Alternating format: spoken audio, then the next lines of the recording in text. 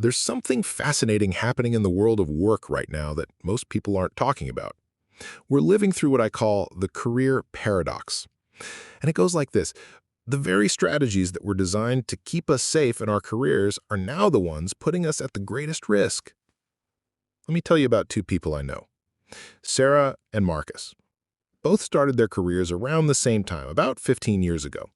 Sarah chose the safe path, landed a solid job at a Fortune 500 company, worked her way up steadily, became an expert in her specific domain.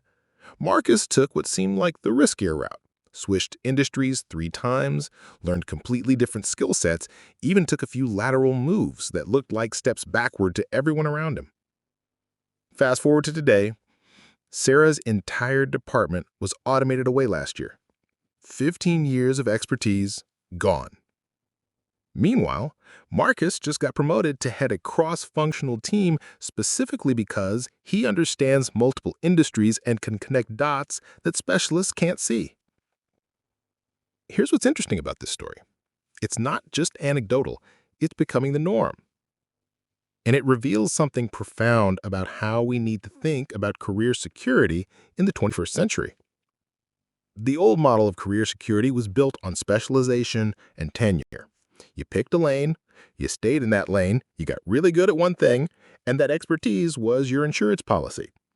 But that model was designed for a world that moved slowly, where change was incremental and predictable. That world no longer exists.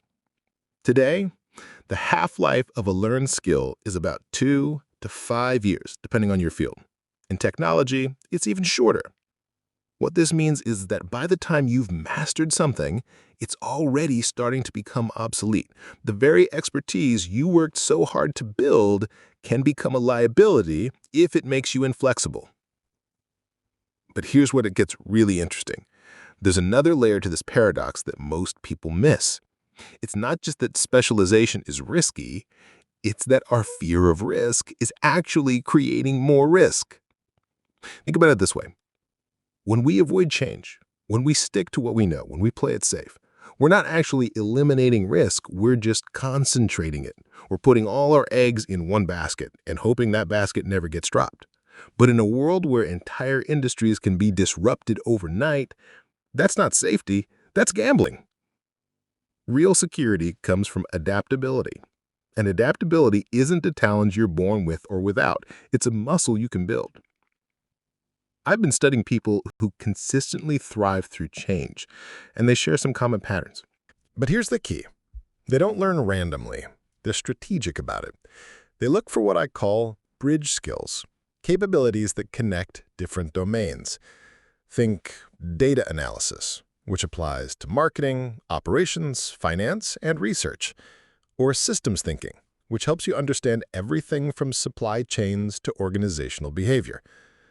Second, they cultivate what I call career optionality. Instead of climbing a single ladder, they build a portfolio of capabilities that creates multiple pathways forward.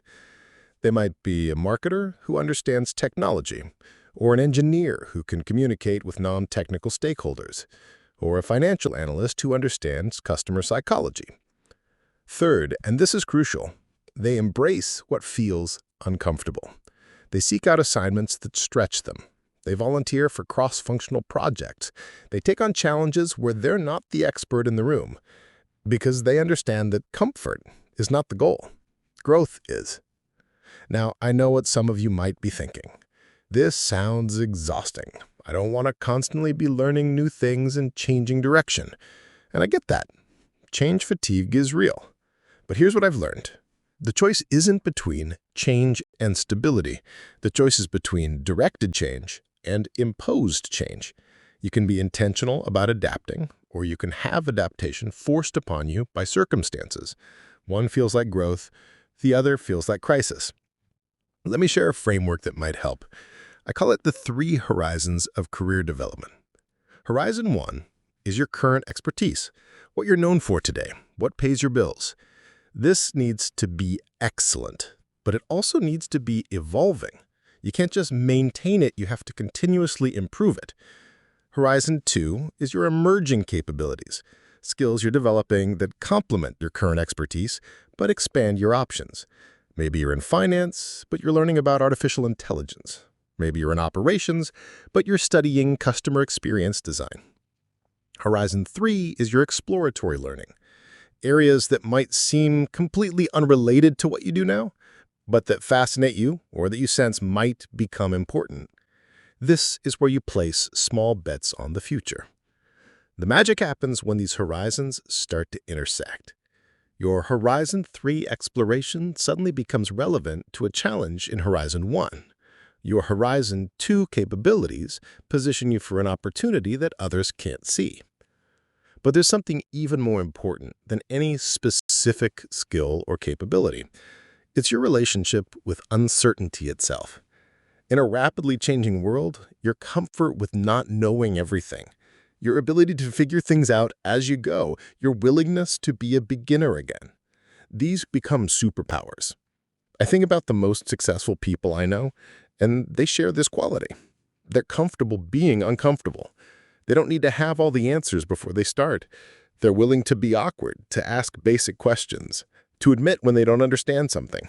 This is actually a profound shift in how we think about intelligence and competence. We used to value knowing. Now we need to value learning. We used to reward expertise.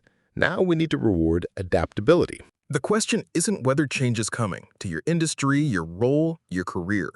The question is whether you'll be ready for it, whether you'll be someone change happens to or someone who shapes change. And that choice is entirely in your hands. The paradox of career security is that the only way to be truly secure is to be comfortable with insecurity.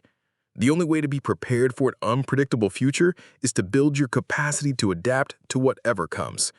Start today. Pick one bridge skill. Sign up for one course. Have one conversation with someone outside your field. Take one small step into uncertainty. Because, in the end, the biggest risk isn't that you'll fail at something new. The biggest risk is that you'll succeed at something that no longer matters. Your future self is counting on the choices you make today. Make them count.